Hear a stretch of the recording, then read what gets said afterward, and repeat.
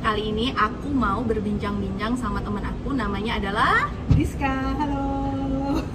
Ya, jadi Diska ini teman aku waktu zaman dia masih unyu-unyu, masih SMA, dan waktu itu kita belajar bahasa Jerman bareng di Jogja.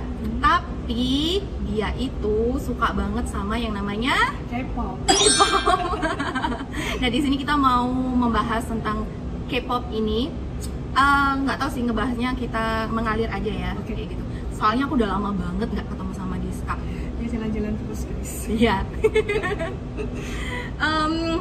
Sebagai pembukanya, aku tuh penasaran, bener-bener penasaran. Aku sukanya K-drama. Kamu ngomongnya K-drama? Ya, K-drama. Tapi nggak begitu suka dengan yang namanya K-pop. Aku nggak tahu apa itu Blackpink dan lain-lain segala macam. Tapi aku pengen tahu sih, siapa tahu kan teman-teman di sini itu ada yang pengen tahu juga, punya rasa penasaran juga kayak aku gitu kan. Jadi aku mau tanya nih, sebagai K-popers, apa sih yang menyebabkan kamu itu suka dengan K-pop, guys? Kalau aku, awalnya aku suka K-pop itu karena pertama aku suka sama lagu-lagunya. Lagu-lagunya itu kayak energik gitu loh. Oke. Walaupun aku nggak tahu artinya. Serius, aku tuh nggak tahu artinya, tapi aku orangnya tuh suka musik. Jadinya kayak lagu K-pop tuh kayak enak aja didengar gitu. Musiknya, terus setelah setelah kepo-kepo sama artian dari sebuah lagu tuh jadi kayak oh artinya kayak gini gitu. Tapi nggak mendalami banget sih, cuman pertama tuh karena aku suka musiknya. Kedua karena mereka tuh fashionable. Oke. Kan kayak apa sih namanya, gaya rambut, terus busana, gaya busananya gitu kayak keren aja dilihat gitu kan. Emang beda ya sama kayak band-band di Indonesia gitu? Soalnya kan kamu ngomongnya tadi musiknya gitu kan, iya. Sedangkan musik di Indonesia mungkin Kalau musik di Indonesia aku juga suka, kayak ada band-band yang suka, tapi aku lebih suka yang jadul. Jadi kayak kalau lagu-lagu Indonesia tuh lebih suka yang lagu lama. Terus kalau K-pop tuh nggak tahu ya, karena musik beatnya aja yang asik gitu. Oke.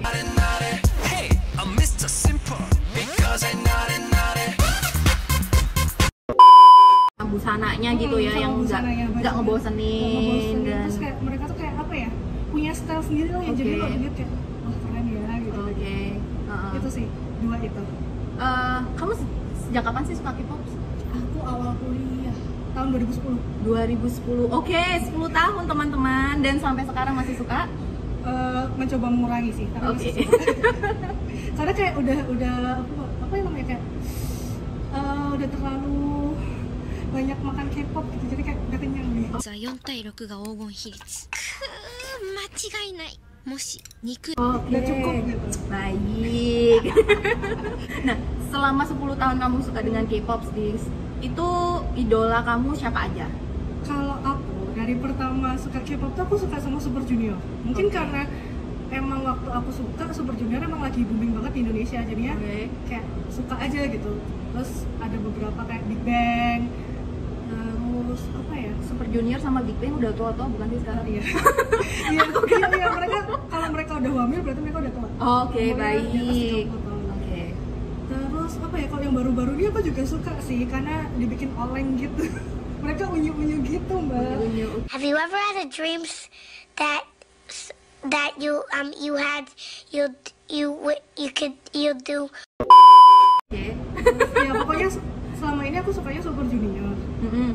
Mendengarkan yang lain iya, tapi nggak sampai yang fans banget, cuman ya karena itu tadi aku suka lagu sama fashion. Sama satu lagi dance-nya, satu lagi yang tadi. Mereka selain musik, fashion, jadi karena dance-nya itu yang menarik gitu ya. Menarik, soalnya kalau misalnya kamu lihat musik, coba deh nanti aku kasih share linknya ya. Kamu lihat salah satu musik video dari mungkin Super Junior atau apa sih yang lagi booming sekarang, BTS gitu.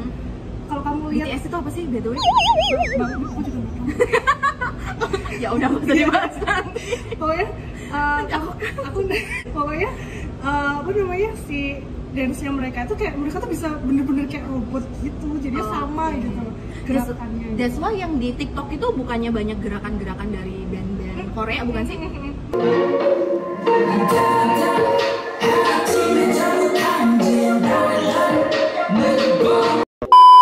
Mereka sekarang lebih suka kayak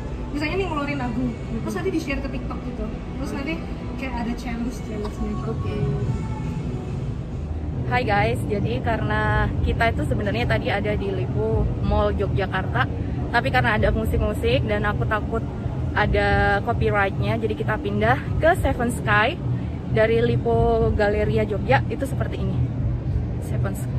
Ini pertama kalinya sih aku kesini. Jadi kita mau lanjut wawancaranya di sini aja.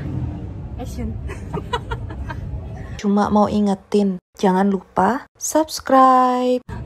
Oke teman-teman, karena tadi di bawah itu ada lagu-lagunya, jadi kita pindah ke sini. Kita mau lanjutin pembicaraan kita tentang Oke. Kan aku lihat dari Instagram kamu, Ya. itu kamu banyak posting tentang Henry. Mm-mm. Aku tuh nggak tahu siapa sih Henry itu sebenarnya. Henry Dia itu apakah anggota grup Iya, band juga atau dia gimana? itu anggota grup bandnya Super Junior juga, tapi kayak subgrupnya gitu. Jadi dia itu Super Junior M, khusus untuk menyanyikan lagu-lagu dalam bahasa Mandarin. Oke, baik. Dan aku lihat itu si Diska ini luar biasa banget. Dia ada salah satu karyanya yaitu gitar batik.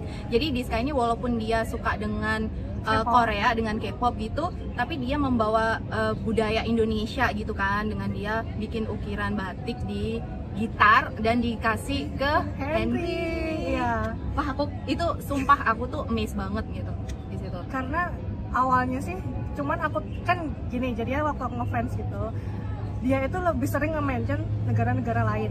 Oke. Terus kayak Indonesia tuh kayak kurang gitu kan, kurang Oke. di-mention. Terus aku kayak punya keinginan untuk gimana sih caranya untuk supaya Indonesia tuh lebih di-mention sama idola aku. Kebetulan idola aku kan si Henry. Jadinya aku kayak berpikir dengan keras apa ya yang dia suka, terus akhirnya aku kasih gitar itu. Baik. Tadinya sih cuma mau kosongan gitu, gitar doang, yang penting made in Indonesia. Tapi kayak kalau misalnya itu dipakai, jadi aku kayak pengen kelihatan ini loh dari Indonesia gitu. Akhirnya sebenarnya itu bukan karya aku mbak, itu teman aku. Jadi dia tuh emang suka gambar, terus kayak aku minta tolong sama dia buat gambarin di gitar itu. Oke. Terus aku pengen muka dia gitu, terus kok kayaknya sepi banget ya, terus nambahin apa, terus aku kan suka banget sama batik karena aku orang Jawa kan.